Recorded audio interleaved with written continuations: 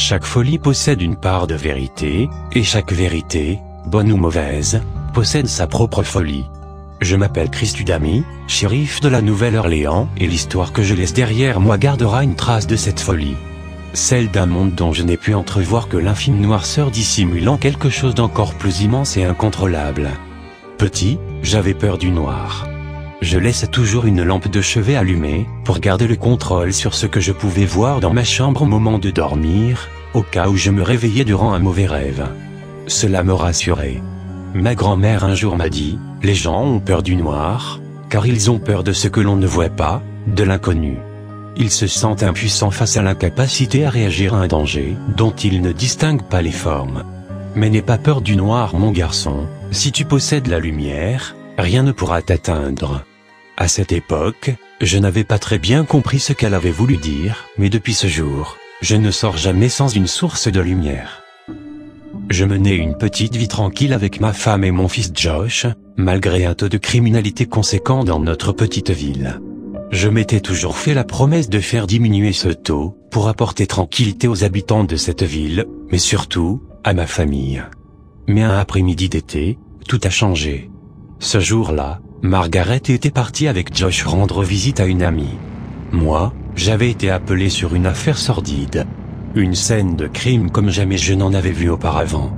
Lorsque j'arrivais sur les lieux, l'endroit paraissait lugubre, une vieille maison en bois complètement délabrée, et située au bord d'un lac. Avant d'entrer, mon adjoint déjà présent sur les lieux m'intercepta pour me prévenir. Il va falloir que tu t'accroches, que tu sois fort, car personne n'a jamais vu une chose pareille en 20 ans de carrière.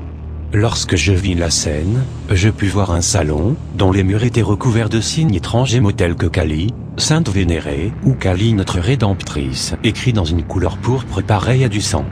Je fus pris de malaise, lorsqu'au centre de la pièce, je vis une femme ligotée au milieu d'un cercle ésotérique, scarifié de symboles étranges. À côté d'elle, un amas de chair méconnaissable, qui semblait avoir été brouillé par quelque chose de pesant. Pris d'un haut le cœur, je vomis.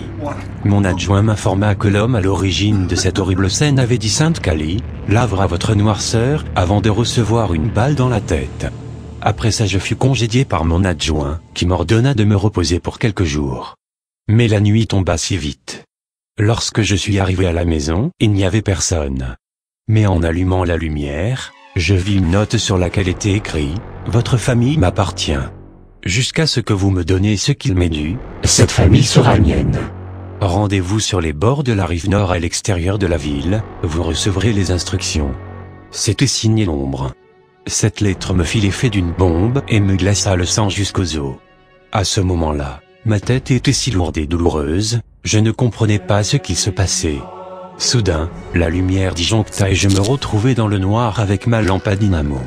J'empoigna mon flingue et pointa la lumière devant moi tout en avançant jusqu'au disjoncteur. J'aperçus devant le disjoncteur une vieille femme se retournant et poussant un cri inhumain, avant de disparaître dans la fumée. Cette chose n'était pas humaine, cette chose n'avait rien de sensé. Pris de peur je courus jusqu'à la voiture, pour fuir cette chose qui semblait prendre possession de la maison dans une fumée noire et âcre. Dans la voiture, à quelques centaines de mètres, la maison entière s'était effondrée dans cette fumée noire et opaque qui peu à peu se dissipait. Je fonçai jusqu'à la rive nord, paniqué, priant que rien ne leur était arrivé. Pour atteindre la rive, je devais passer par les bois, c'était le chemin le plus court. Mais ceci paraissait plus malsain et noir, seul le bruit du moteur vrombissant retentissait dans la nuit cachée par la cime des arbres. Lorsque j'arrivai près de la rive, je courus jusqu'au ponton où j'ai pu voir deux silhouettes, qui ressemblaient à Josh et Margaret. Lorsqu'ils se retournèrent, et courèrent dans ma direction, une ombre, enrobée de fumée, les attrapa pour les faire disparaître dans la rivière. Mon cri était étouffé et je ne pouvais que regarder cette vieille femme se matérialiser à nouveau sous mes yeux, remplie de haine et d'incompréhension. Elle ressemblait étrangement à ma grand-mère, décédée quelques années auparavant. Elle me rassura, en me disant qu'ils allaient bien là où ils étaient mais que pour pouvoir les revoir, elle avait besoin d'une seule chose. Je ne l'écoutais pas, et essayais d'envoyer le faisceau de lumière dans sa direction, sans aucun effet apparent. En un clin d'œil elle apparut devant moi en tendant sa main pâle, comme si elle attendait quelque chose. Puis elle me dit, « Donne-moi ton alliance, et qu'Ali prendra soin de te conduire à eux. Tu n'as pas pu les sauver mais je peux réparer cette erreur. Donne-moi cette bague et tu pourras les revoir. Je m'exécutai et lui donna la bague avec empressement. J'avais peur, j'avais froid, je n'avais qu'une envie, c'était de revoir Josh et Margaret. Lorsqu'elle referma la main j'eus un flash et ma tête était si lourde. La femme se rapprocha de moi tout en me prenant dans ses bras. Cette sensation.